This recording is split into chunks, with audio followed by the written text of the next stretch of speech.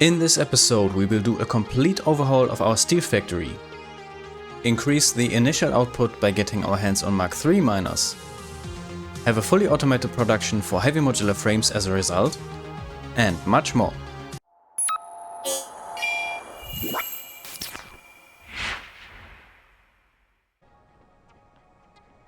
Yo! Hello everybody! Welcome back to Prone to Play and my Let's Play series of Satisfactory. In the last episode we created our first fused modular frames, completed another milestone, and today we are going to set up a new production line for heavy modular frames and basically create our Steel Factory 2.0. And in order to be able to do so today, I already took care of some preparations. So let me go over there really quick, and I'm sure that I have to go back and forth multiple times because we will need quite some resources today, I think. And I actually have not planned out the layout, the new layout and the scope and also the final output of the advanced factory completely yet. I just know that I want to go with a similar fashion as the first build up, because when we originally created this setup here, we already planned, like, we had our miner Mark II available, which we haven't had when we set up this place. So yeah, we will basically build this place designed for the future.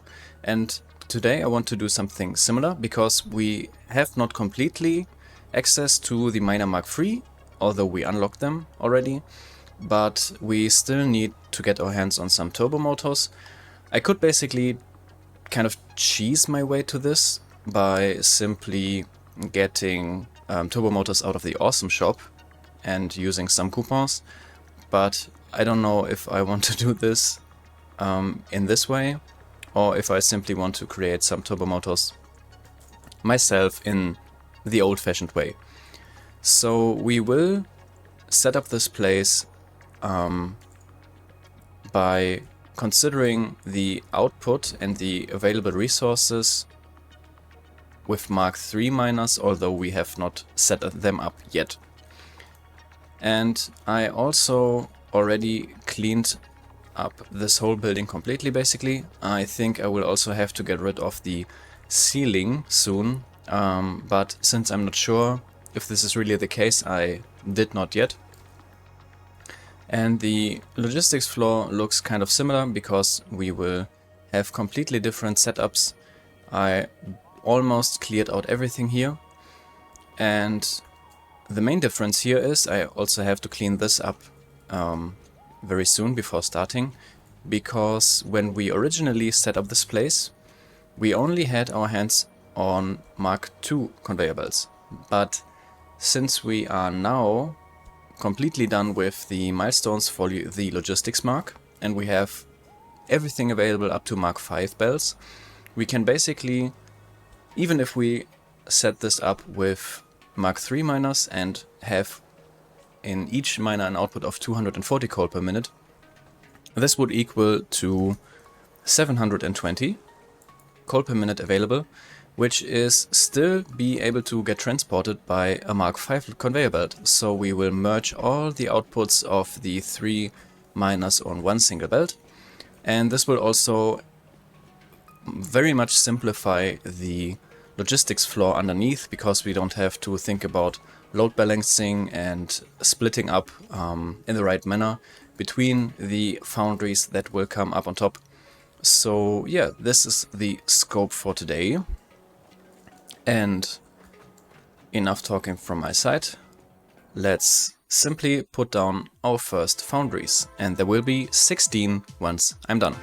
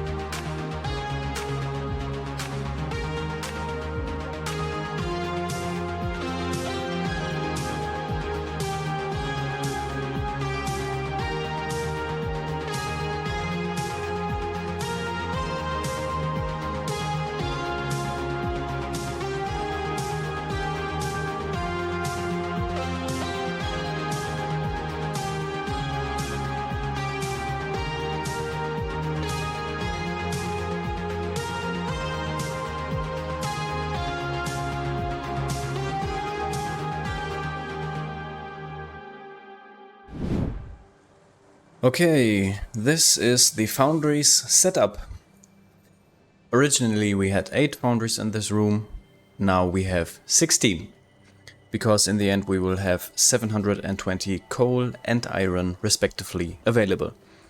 And you can also see that during this setup I replaced the glass ceiling with another concrete foundation platform because I already prepared the next logistics floor above with another platform already on top, which will be the next floor. And I originally wanted to feed every single output up to the next logistics floor individually, but then I decided it would be cooler to have them leading underground again, merging all together, and then just rushing through this floor up to the next one on one single belt and have everything merged on one single conveyor belt. So yeah, you have 720 coal ingots per minute just speeding up, and I think this will be a nice sight, especially when being encased in this glass full frame windows. But this is foundries done. And now we have 720 coal ingots for the logistics floor up above. And now we have to decide how many steel pipes and how many steel beams we want to build. Because either just is taking steel ingots, and yeah, for now we don't really need the next logistics floor, but once we are adding encased industrial beams and all the other parts that are necessary for further ingredients of the heavy modular frames and maybe something else, I think this will come in handy in order to keep this level looking nice and clean as well. And also I have not decided, as you can see on our to-do list, the real definite layout is not clear at all, and this is because I have not decided what the exact output and what the exact produced parts in the Steel Factory 2.0 will be. I have no idea what the end result of this will eventually be, so yeah, we will simply go with the flow and see what will be the result of this. So now, let's see, we have 720... Okay, I got an idea. We will build 60 steel beams per minute in this factory for now. So we take 240 steel ingots for that. And the remaining steel ingots will be converted into steel pipes.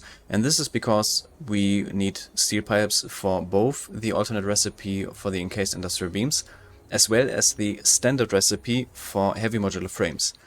And I'm currently aiming for an output of 5 heavy modular frames per minute in this factory, but this will lead to having an excess of both steel beams and steel pipes as well. So we also have options for further output in this factory or even increasing the output of heavy modular frames, but this is stuff for the future. So for now, let's simply set up the constructors for the steel beams and steel pipes.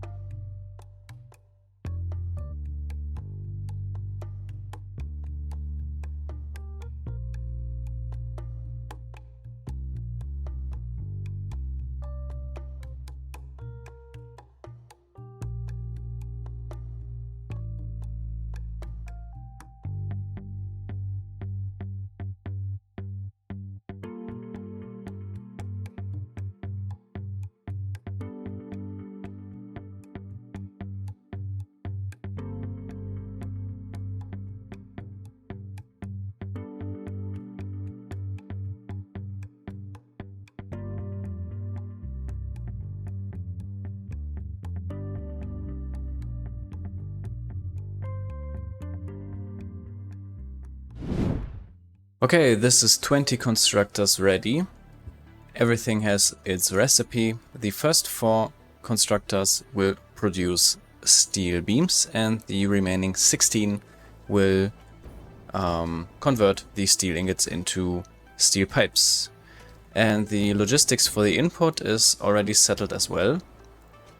Here the 720 steel ingots are getting led up to the logistics floor and then provided to every constructor respectively. Alright, so this is the steel beams and steel pipes done for now, because we are not 100% sure where the output will be exactly needed. I think in the end, since we have our limestone node over here, we will convert this down here into concrete and then build an additional floor over here as well to merge the steel pipes with the concrete in order to get encased industrial beams. And we also will need to take care of the modular frames. And the iron node is on this building. So originally this was a wild mixture of modular frames, rotors and everything that was necessary for this. We also have some remainings over here, some reinforced iron, no, some normal steel plates, iron plates.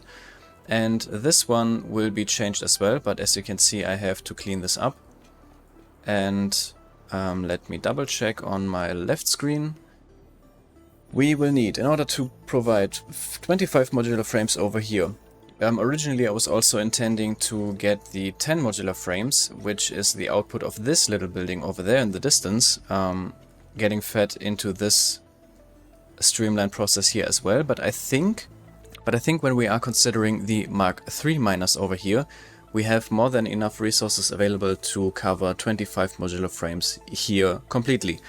And in order to do this, we will need 225 iron plates and then 625 screws. This will merge into reinforced iron plates, 37.5, and then with another 700 screws, these will be merged with an alternate recipe to modular frames. But it will be easier, I think, to produce these screws with using steel beams. So I have to lead around 25.5 steel beams over here, or at least merge them on some point with the modular frames. So I think I will prepare the iron plates only here, lead them into this little room, and then merge them here with the screws in order to produce reinforced iron plates and then modular frames. So let me clean up this room over here and put down all the smelters and constructors, so this will be a complete iron plate construction room. Okay, and this is the iron plate construction room ready. We have 16 smelters and another 16 constructors, which are getting a potential output of 360 iron plates. But since we are only needing 225 for the start, in order to get 5 heavy modular frames as an output per minute, I switched off some of the constructors as well as the smelters, so this setup is only for aesthetical reasons, so that it looks cleaner, but we still have, I think, 150 something, 140 something iron ore or iron ingots in this room to spare. And the iron plates will get transported over this bridge into this building and eventually landing here. And the idea is that we are setting up this room as the new assembly room for the reinforced iron plates, and then merge the reinforced iron plates with some more screws into modular frames, so that we have the second compartment for the heavy modular frames ready. And then only more screws and encased industrial beams are missing, so I think we will eventually even add a third floor on top of the construction room so that we have enough space for everything. And then we can think about how we are using the remaining available resources, for example the copper and the excessive steel beam steel pipes in this building as well. I think we will add another stator production for electromagnetic control rods, for example, and also for automated wiring, which we will need more in the future for our passive side quest.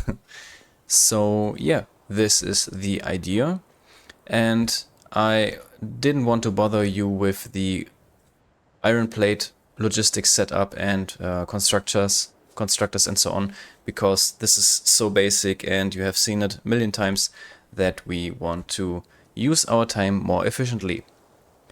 Now we have 3 assemblers necessary for the reinforced iron plates, I think. And the screws or the steel beams are coming from over there, but they also already have to get converted again into screws, the steel beams I mean. So I think I will add another floor on this one, where constructors will convert these steel beams into screws, and then they will feed down in order to be merged with the iron plates. I think this is the idea, yes. So here will be another logistics floor, so we don't have to worry about the machine layouts too much, because we can figure this out, the logistics, in the logistics floor and hide it over there. Okay, we have 15, we have 30, and we have another, whoops, 7.5. And then I think we need another 5 of these.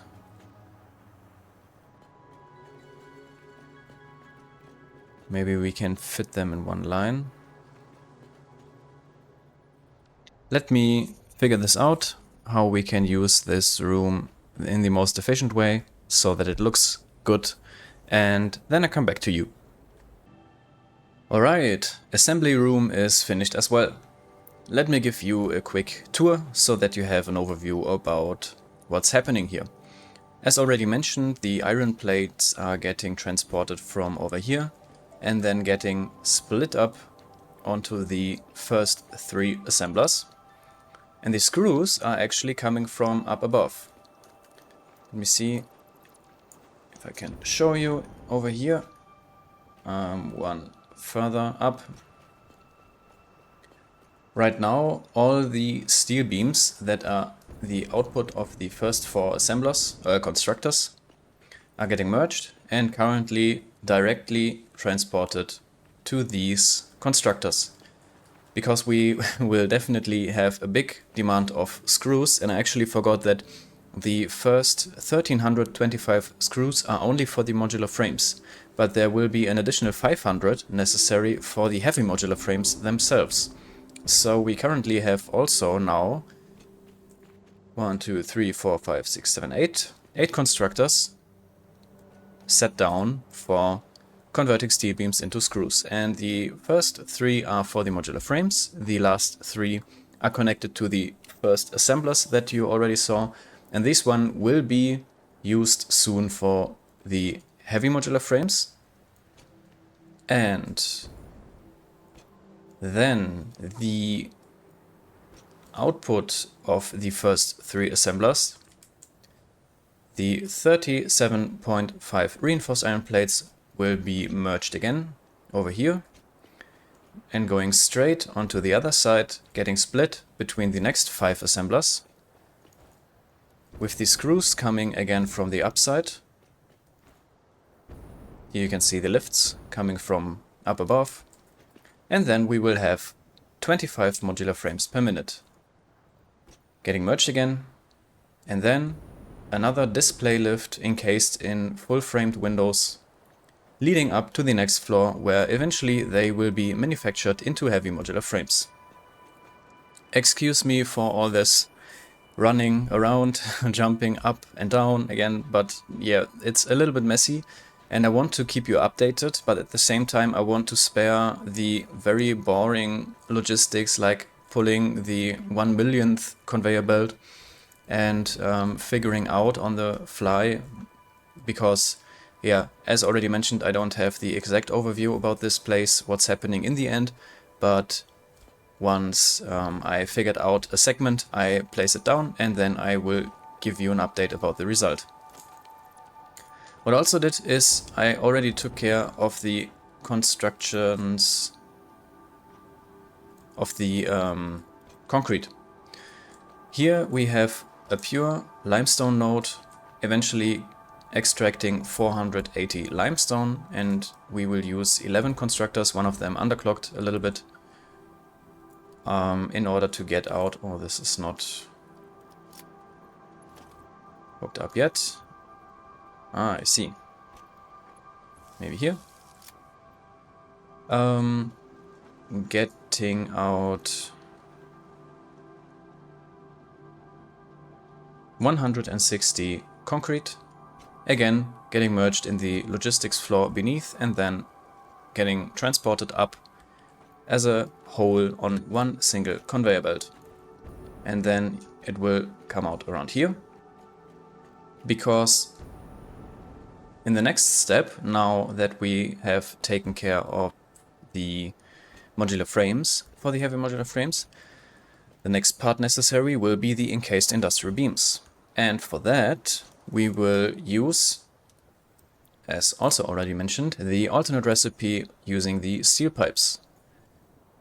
Although the output per minute per assembler will be lower, so we need more machines, but we will need less resources because steel pipes actually use less steel ingots per part compared to the standard recipe.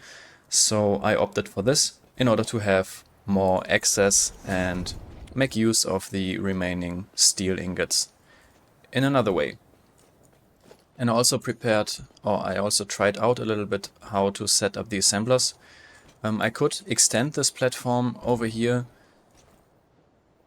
on either way, and then I would also have to extend the logistics floor down under, but I for now want to work with what we have available from the start. So let's squeeze these machines in.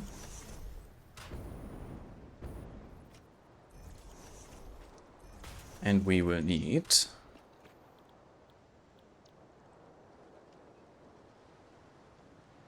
at least 7 of these. I just remembered, I thought I would be fine with 6. 1, 2, 3, 4, 5, 6. But damn it, I forgot that this output is under the 25 per minute in any way necessary for the heavy modular frames. Yeah. Okay, we need a 7th one, and then we will have some excess to store away and use for conveyor belts or whatever as well. But seems like there's no way around extending this platform a little bit. Okay, I will do this, but yeah, don't worry about this. I don't want to bore you too much.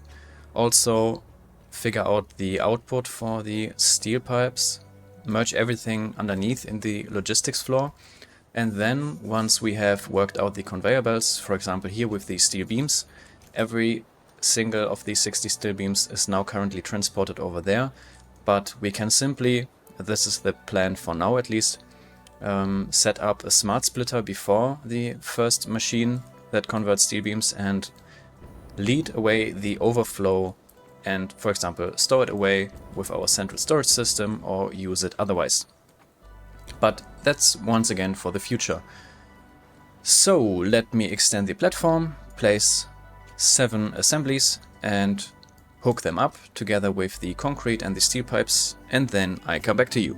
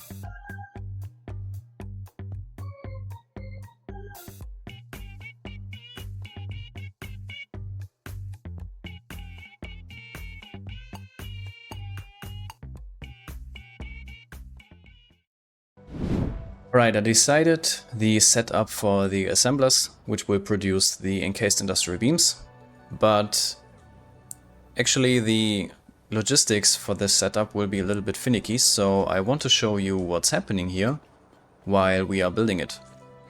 So I now merged all the steel pipes together. The first one, when we start from the left, is always the input. Here are the steel beams output, and then from this side on we have the constructors for the steel pipes, with the input first and the output following. And also have to finish the logistics again. Everything was starting to clip into each other a little bit, so I had to rearrange some of the belts and still have to finish some of the rearrangements yet. But now all the outputs of the steel pipes is getting merged, transported into this direction, and eventually leading onto this conveyor belt. And now we have the conveyor holes for all the assemblers up above set up. And in order to avoid soft clipping, first I was like, nah, don't worry about it, but then I changed my mind, I want to do it right. I decided to lead the conveyor belt for the steel pipes right in the center. Then directly next or in between the conveyor holes for the assemblers, place a conveyor splitter with the help of a conveyor ceiling mount. But I think you have to, you have to first connect a conveyor belt to a ceiling mount before you are able to set down a splitter or merger or whatever you need in the current situation. And then we set down the lifts and should connect directly to the splitter being close enough. And this is what we are going to do with the remaining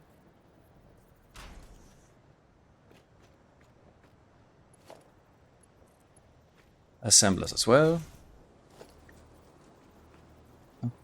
Like this, like that, and only the last one should need a conveyor belt.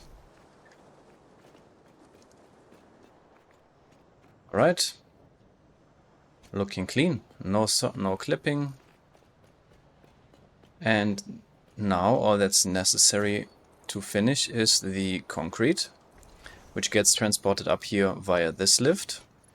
And I decided to go around the outside with the concrete conveyor belts so that the two conveyor lines are not in each other's way. And this actually does not fit.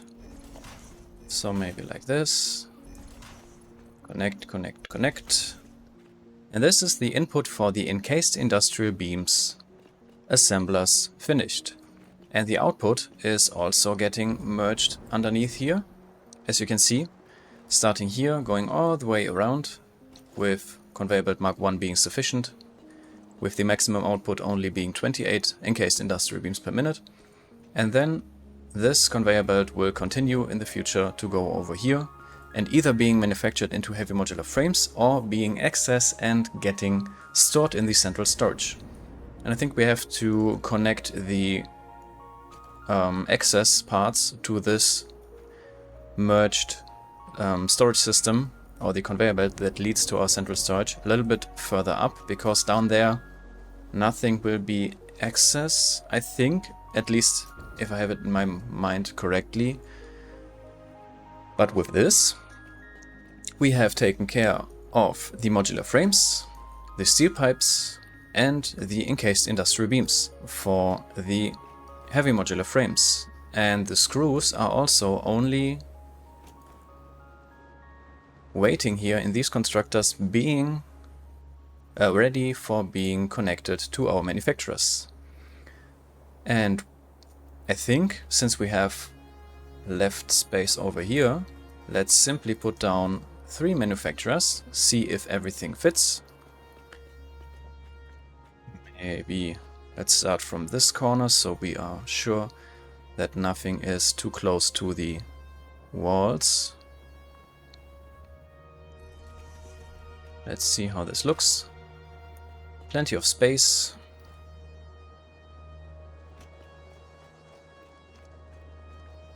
Now here.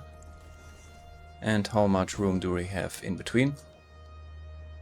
1, 2, 3, 4, 5. So this is the center. Having everything nice, symmetrical, clean, in order. Alright. And now we have to connect everything together in order to produce 5 heavy modular frames per minute over here.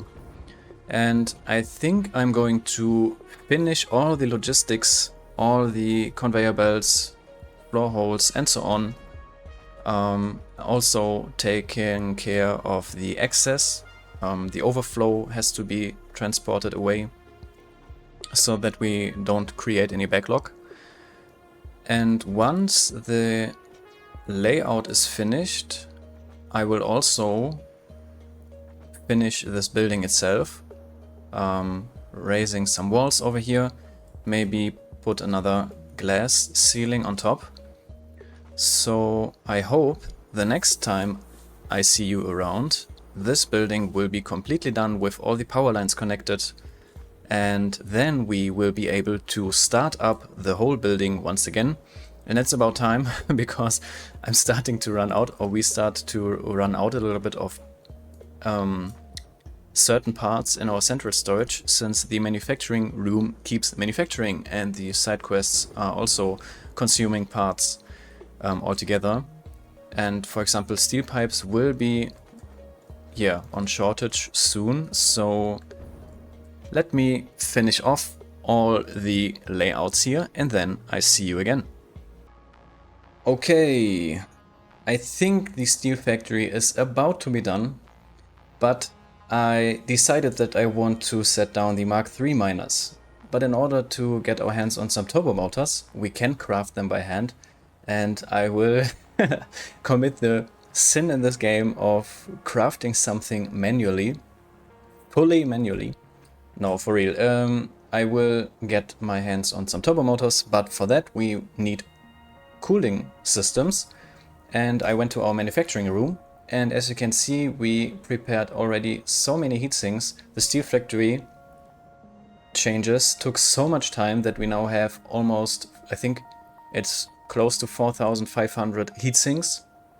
I stored a couple of hundred away for stock if necessary in the future, and also will take some aluminum casings for me in order to convert more heavy modular frames into fused modular frames. And here we are. Smooth landing.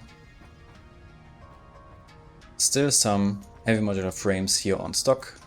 Let's put in the few casings that I brought with us. And as already mentioned, I tried to take care of some tiny cosmetics. For example, I wanted to test out these floodlight towers, since we have that big open space here. And it's kind of dark sometimes, so I decided to do some lightings, although it's very rudimentary to simply put down some floodlights. But also I prepared a little second blender, and I don't have any materials with me. God damn it. Yeah, but this was prepared beforehand. A water extractor for the water, another junction for the nitrogen gas necessary for cooling systems. Rubber is already a little bit prepared from the train station up above. And the last thing that's missing is inserting some heatsinks. Now, just for the sake of display, since I want to see what we are doing here, let me do this so that we see some cooling systems.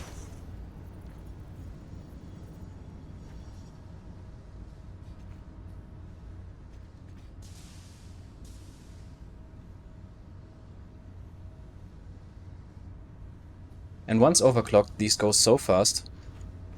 I think it's 15 per minute. Yeah. Now, how many do we need? I apologize for rushing a little bit here, but I really want to get this going and I don't want to waste too much of your time. But since these are the very first cooling systems that we are producing, I didn't want to do this myself, but I want to take you with me on this journey. So I think I will wait a couple of minutes until we have maybe 100 of these cooling systems, and then we take care of crafting some turbo motors. Okay, I'm back.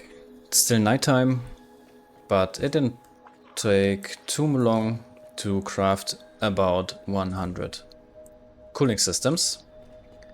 And in order to not waste any more time, let me craft, let's say 15 turbo motors, or let's do 20 for the moment. So I simply need radio control units as well as motors. So let me get these really quick. And I think I'm also gonna speed this up a little bit. Okay, 25 turbo motors should be good for the moment. I deeply apologize for committing this crime, but I had to do it. It's for the greater good, I swear. Let's see. I need 15 I have to prepare these as well. Okay, I need only steel pipes, supercomputers, portable miners. I think I ran out up here of steel pipes as well. They are down below where the heavy modular frames are currently produced. This will change in a second. So let me pick up all the necessary items remaining for the Miner Mark III. And then I meet you at the steel factory, and then we will finally start up this new, readjusted, big factory. I am so excited for this. See you in a minute. And here we are. This is the Steel Factory version 2.0 with an additional floor, a second floor, a refurbished iron production. The lift is a little bit shorter as well, but one thing at a time. Where do we start? We start at the entrance where the original entrance is. So let's head upstairs.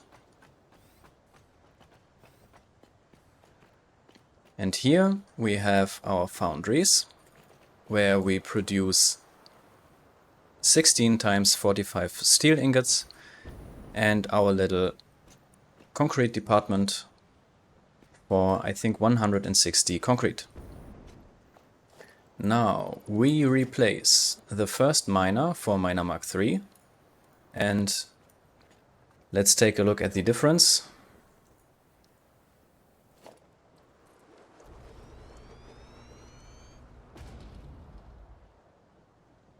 Way bigger. Let's hook it up. Why does it look the way it looks? Oh, it's a floor hole, I see.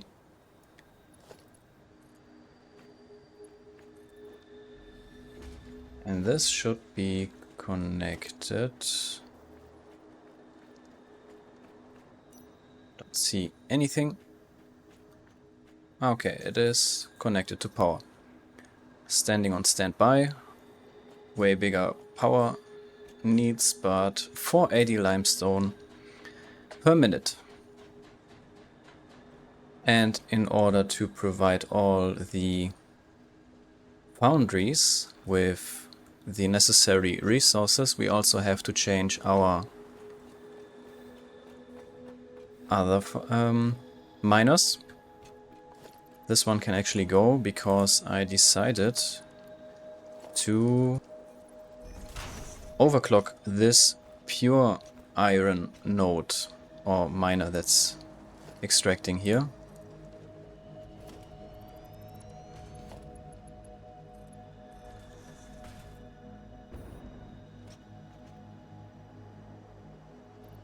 And the total output will be 720 iron ore per minute. So this makes the impure node, where we originally had 2 power shards in order to overclock it, obsolete. But the reason why we didn't do it in the version 1 of the steel production is because our conveyor belts couldn't handle that many resources on one miner, because we only had conveyor belts Mark II available, and this is why we had to use a second node, but not anymore. And we also think I want to reconnect these just to make sure that everything is connected properly. And now I'm at the point where I'm missing portable miners in my inventory, so I have to delete these first, hook it up again and connect the power. But where was it? It was here, right? Yes. 240. Connected. And as you can see, I also merged all the conveyor belts together as one, eventually being a Mark V and transporting 700 coal per minute at a time. And this is also the final layout of the logistics floor. And on this level it looks a lot cleaner than it does on the upper one, I promise.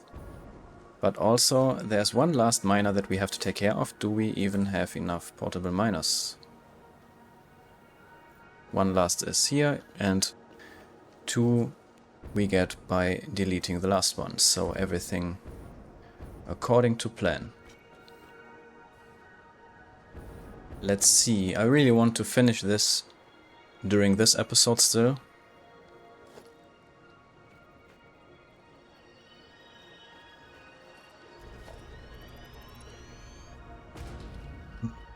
$480, so also we have to upgrade the belts.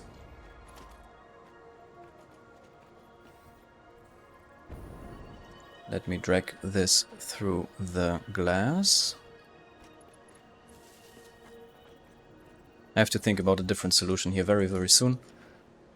But here's Mark IV already. Okay, everything is hooked up. 154, so there's a connection missing. It should be way higher.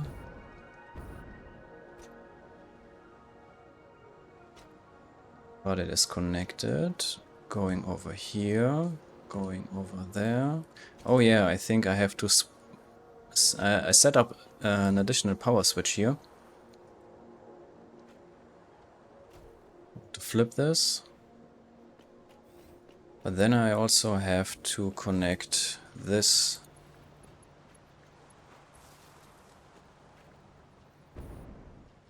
power.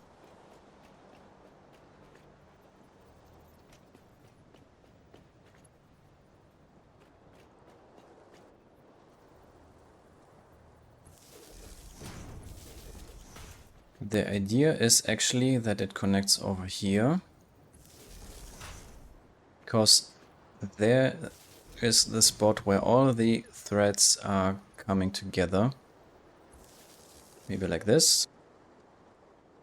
Yes, and as you can see here, now the whole power network should be connected with a total maximum consumption of 1108 megawatts. And I think there's no point in waiting any longer. Since we replaced all the miners, every miner should be flipped on again. So let's simply start the whole system and then take one final tour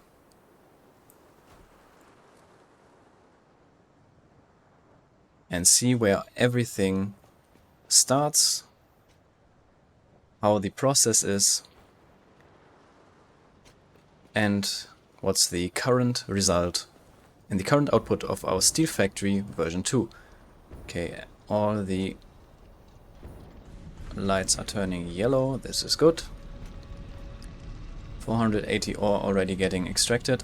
I have to underclock this a little bit since we have not all the smelters operating. I don't know why this is not red, but for the start it doesn't matter, it will backlog anyways. Here we have our first iron plates.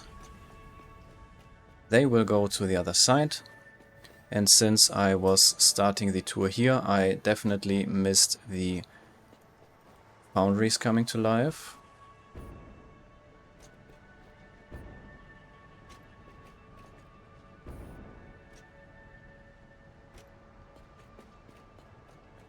This is a mistake.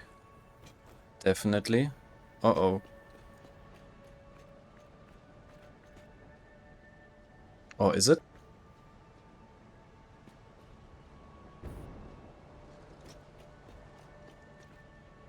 I think I made a mistake here. Uh-oh. Let's see. I think I hooked up the iron ore at the output of the foundries. Yes, I did. Alright,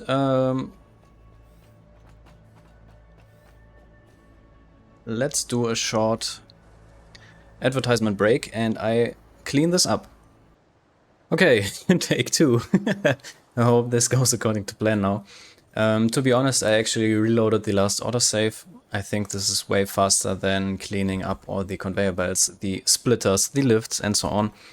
And now the iron ore should be connected to the right belts. So take two. Let's see. And also the maximum consumption is now 32 megawatts lower, and this is because this segment here with these two smelters and these 6 constructors was unintended or unintentionally hooked up as well. So actually the current output or the current consumption is 1076 megawatts. So now let's see if everything goes according to plan now. 700 coal is coming in. And the iron ore should now come up over here. Yes, this is looking better right now. This line is clean. But soon there should be, yes, the first steel ingots start to fly by. So let's head upstairs. Starting to look good.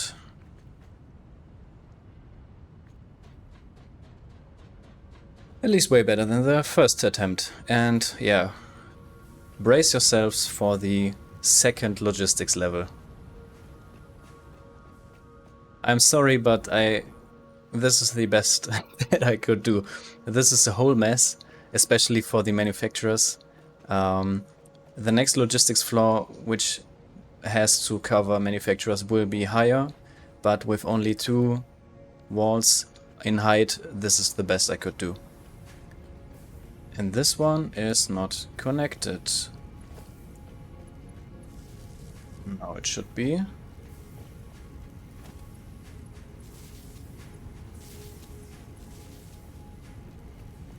Alright. This one isn't either. What am I doing?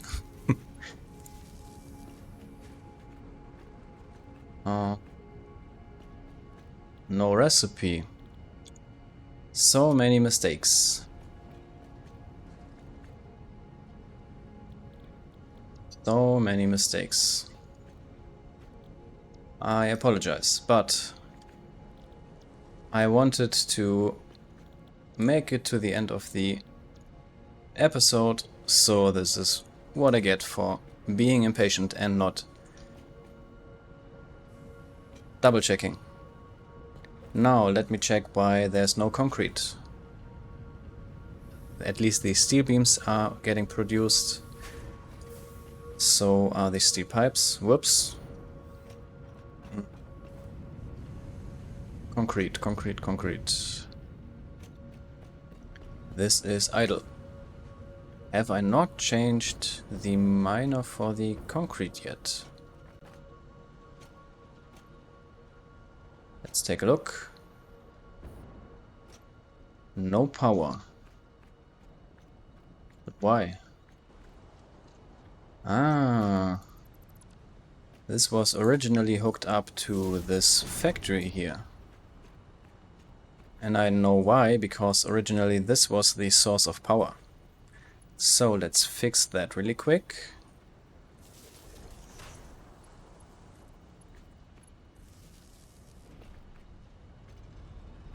Now the limestone should rush up here.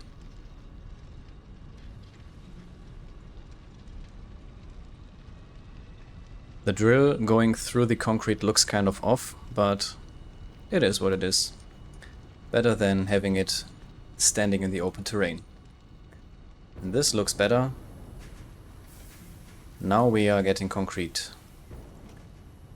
And it should getting merged as well. Going over here. Steel ingots are flying, looking good.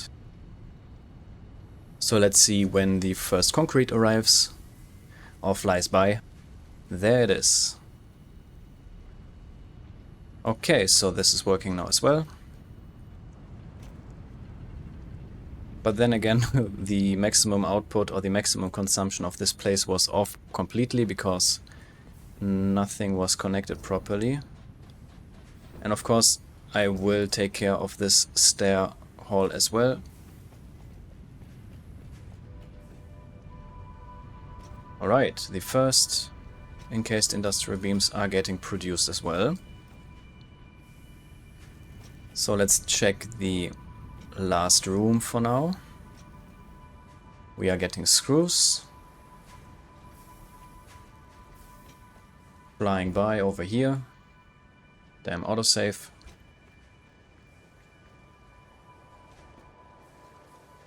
Ah, yeah, it's connected to underneath, I was wondering. So this is going underneath as well, and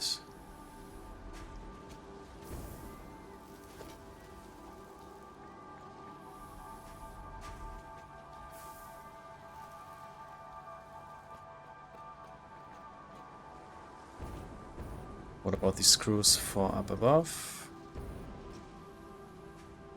For the manufacturers coming in hot. Very, very nice. So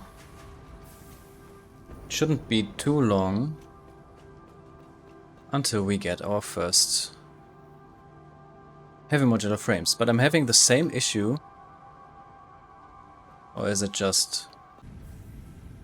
Okay, the logistics was actually correct, but because I set this up as an overflow system, for example, these assemblers for the encased industrial beams first had to completely back up before the steel pipes can flow over to the manufacturers. Yeah, this was basically the reason so that, or why nothing showed up at the manufacturers. But now everything is a little bit backed up. I let this run for a few minutes. So let's flip the switch.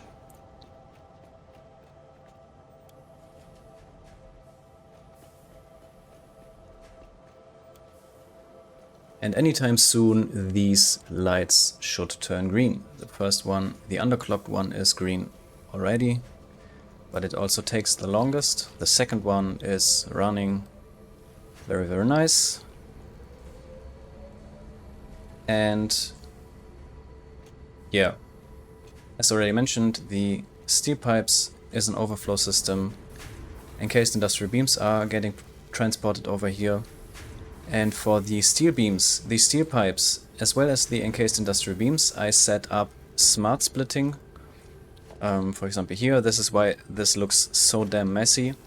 And then merged everything together, so all the overflow for the steel beams, steel pipes or encased industrial beams gets transported over here and will get merged together with the heavy modular frames that come out from this side. And here we have the first heavy modular frame from our fully automated Steel Factory version 2.0. and it will be eventually an output of 5 per minute. This will be so desperately needed. For example, you already saw that we need 4,000 for adaptive control units. We need way more for our big project in the future, and in general for building complex parts and so on and so forth. But this is the steel factory. Let me get some distance. Running on the updated version. And every once in a while we will see a heavy modular frame running alongside all these other different parts. Very, very nice. So we can tick off whatever was necessary in order to get this up and running, and now having 5 automated heavy modular frames. So I will cut the manufacturer in the manufacturing room under the central storage that produces currently 0.8 heavy modular frames, at least for the time being.